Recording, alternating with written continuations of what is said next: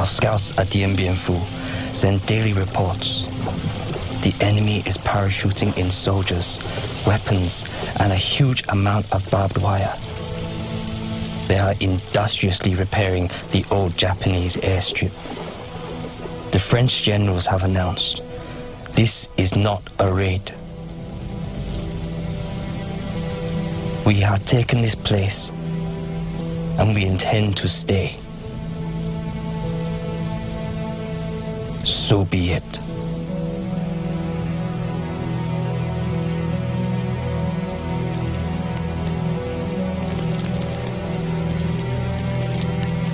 Soviet director Roman Kármán is given total access to Giap's army to help him tell the story of the battle. The French have made a critical error, assuming that Dien Bien Phu is safe from attack by heavy armor and artillery. General Giap. I ordered our 351st Engineering Artillery Division to toil day and night to widen the 82-kilometer trail to Dien Bien Phu for our motorized vehicles. Then they built a 15-kilometer track through the mountains so we could haul our artillery to the front by hand. The French appoint Colonel Christian de Castries as commander of Dien Bien Phu. The battle that will be remembered by the veterans as 55 days of hell will soon begin.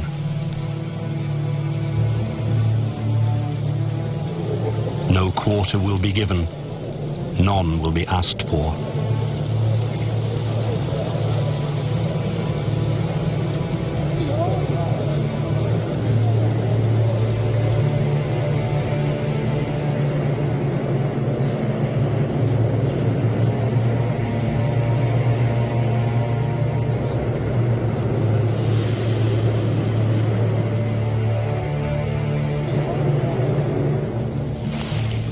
Xuan Nha, a Viet Minh officer.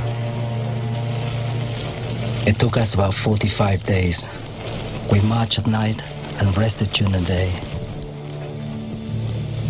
Sometimes we just slept on the roadside and dug our own foxholes against enemy attacks from the air.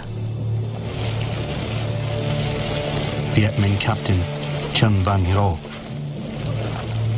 The French were physically bigger and had many weapons. But we had something we could use against them: our courage. We were determined to fight until the end, because they came here to steal our land. March 13th, 1954. The assault on the French stronghold of Dien Bien Phu begins.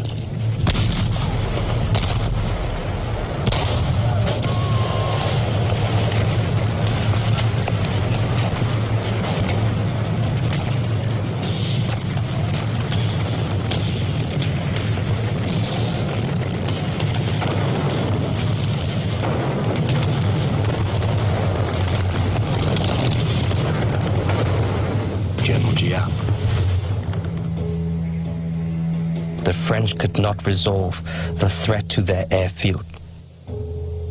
Their porcupine defense had lost a vital element, its strength in the air. They could only reinforce their units with parachute drops, and they could not get their wounded out. Their camp had only 40 beds in its medical unit, and they had already hundreds of wounded. This was the French command's nightmare.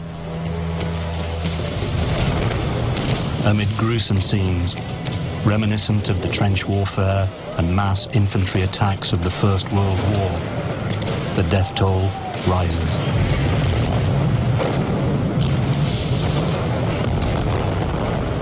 There are countless acts of heroism on both sides as the Battle of Dien Bien Phu becomes part of military folklore.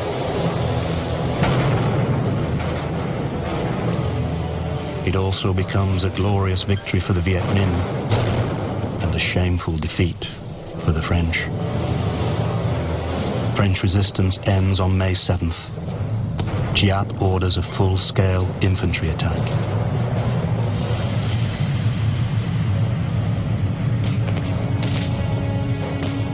De Castries radios Colonel Cogny at headquarters in Hanoi. The Viets are everywhere. The situation is very grave. I feel the end is approaching. General Giap. Tonight, we will attack the Porcupine's Eye and finish it off.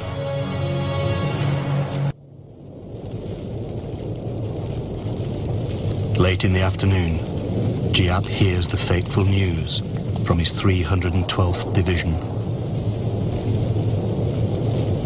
All enemy soldiers in the command post have surrendered. We have arrested De Castries.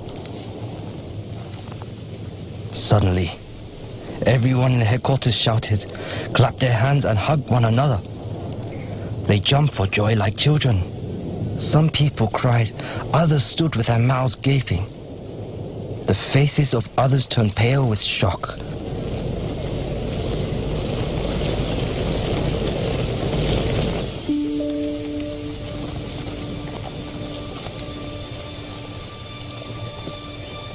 French commander De Castries, who has been promoted to brigadier general during the battle, becomes a prisoner of war. He will be released after 4 months. One of the lucky ones. 1,500 men under his command are dead. Several thousand more are wounded.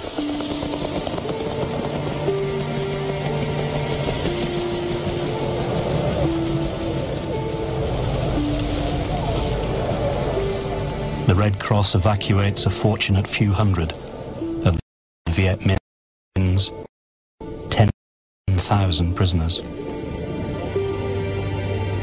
But most are force-marched to prisoner of war camps hundreds of kilometers away. Less than 4,000 will survive to be repatriated to France.